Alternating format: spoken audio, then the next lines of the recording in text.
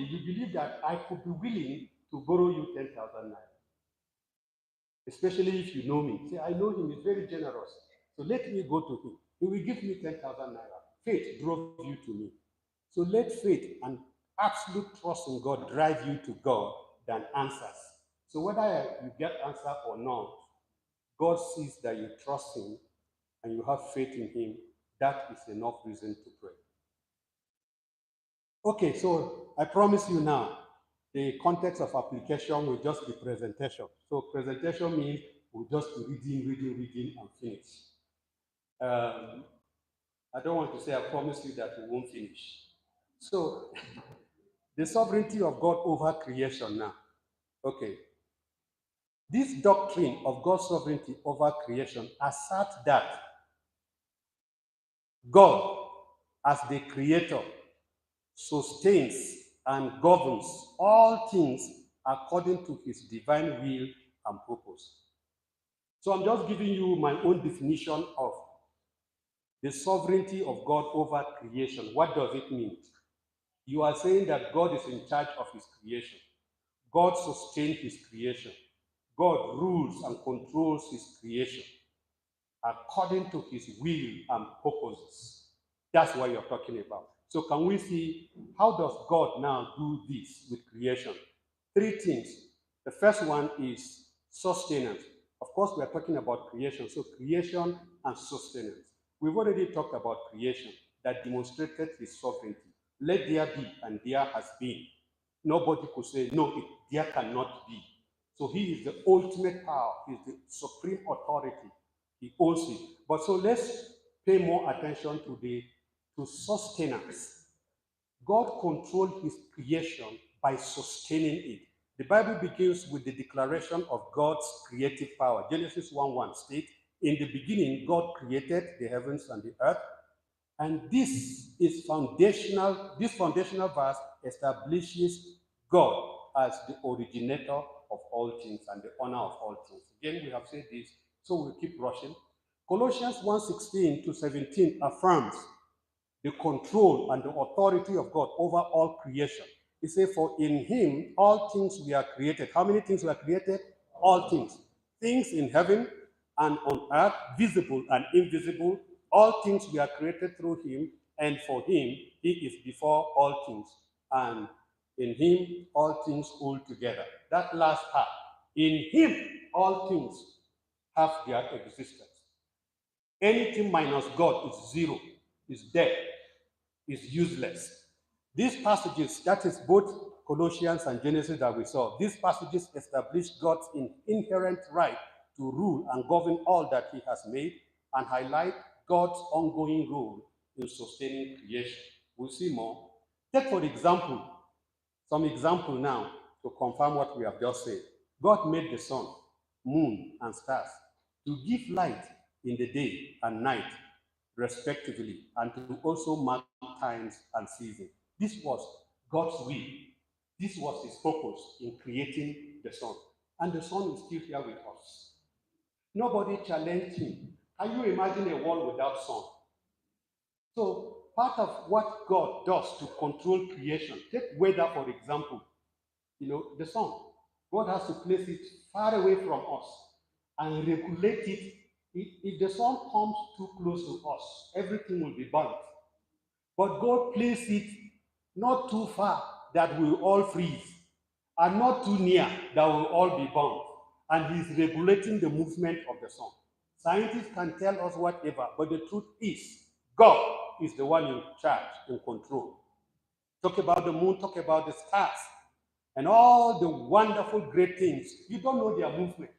You don't know the movement of the star, where they are going and where they are coming from. You don't know the movement of clouds. God is in charge. Soon, it will be dry season. And you ask yourself, where are all the clouds? They have gone somewhere where God has portioned them.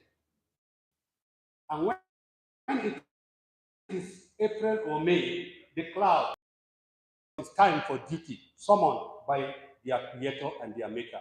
The benefit of man, but for the glory of God, to fulfill his ultimate purposes.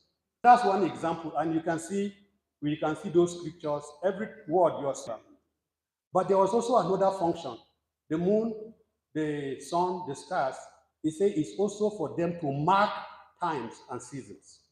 And there was day and there was night. God created them to control things the way he wants it. All right, think about the garden in the Garden of Eden.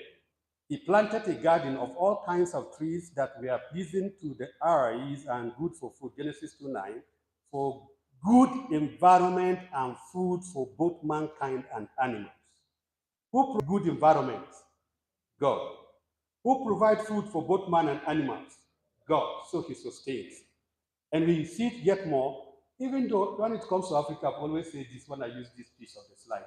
Most Africans only see what is good for food and not what is pleasing to the eyes. Good environment. Good environment. I talked about this particular slide in the spiritual week of emphasis. Now, talking about good environment, God also created rivers. He made rain. God made rain, all right? And he made rivers to water the ground and control the weather. All of us are struggling with the matter of global warming. It's only when we live in disobedience problem. But God sets things. But global warming will not even stop the stamping of God's will and purposes over his creation. In spite of our rebellion, our our attitude towards the environment. Listen, the river he made was made to flow. Everybody say flow. Yes. There are some rivers they have ceased flowing because we have put leisure, whatever, just name it. God made those rivers to flow.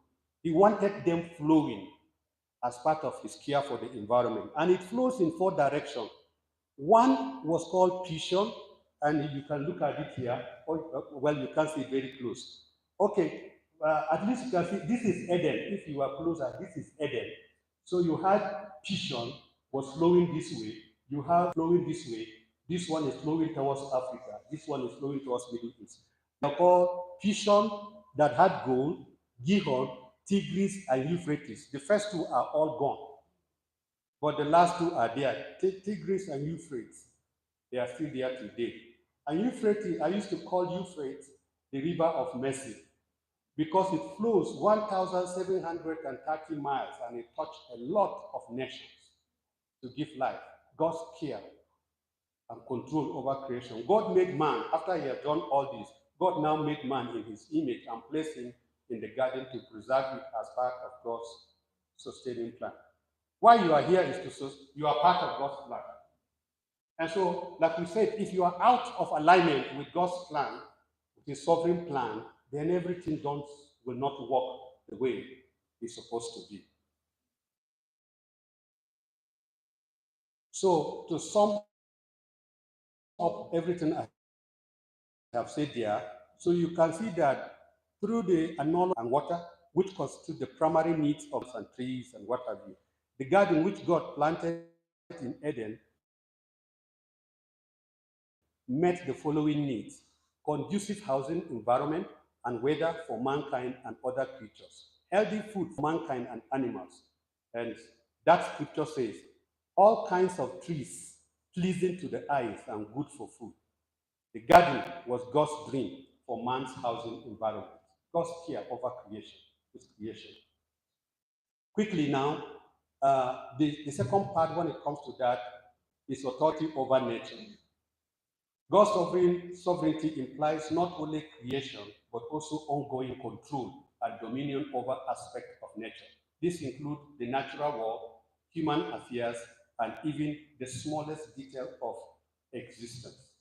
This is the presentation mode now I have entered, so we have to keep going.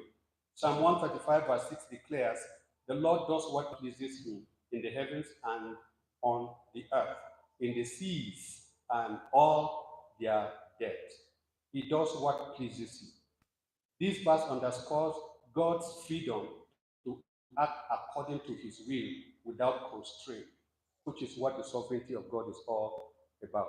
You see that gavel, that's a sign of authority. God has it. Those who carry gavel in National Assembly is a fake one.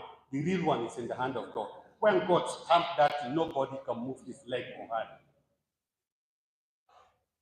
So Job 38:41, those are chapters. Chapters 38 to 41 they are good chapters to read with respect to the sovereignty of God. It contains series of rhetorical questions posed by God to Job, emphasizing his unmatched power and wisdom in governing the natural world. Read those chapters. I can guarantee you won't have answer to any one of the questions asked in those chapters that God asked Job. Then the last one with respect to creation is God's providence and governance. This speaks of his guidance, care, and governance of creation. We have seen part of it. Proverbs 16:19, a man's heart is his steps. It is ultimately God who directs the outcome of our plan. That you have to recognize. And if you recognize this, it will move you to pray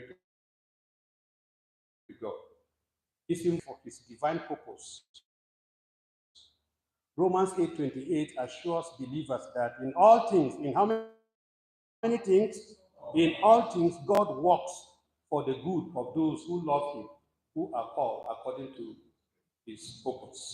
The Bible also portrays God's sovereignty over nations and historical events. Okay, so his control over nations. A good passage is Daniel 2:21. Can I have you join me to read it? Everybody, he 1, 2, 3. As good student, 1, 2, 3, let's go. He changes the times and seasons. He removes kings and establishes them. So you may say, even this bad leader that we have, that's what scripture says. God is not dazed by the complexity of world politics. He is in charge. See, because I don't know if I have time, the last 40 minutes left. But you have to think of God with respect to eternity to eternity. Sometimes what we only know about God is this small portion of eternity. So when it doesn't fit our small perspective, we don't understand what God is doing. Can you imagine the children of Israel suffering 400 years, generations have passed, and everybody is crying under the yoke of slavery, under Pharaoh? God, what are you doing? God was up to something. And he had to tell Pharaoh that I raise you up to display my glory and my power. And even if it is just for that, yes, God can allow a 440 years journey. 440 years is not eternity. Is it eternity yet? So God deals with his plans based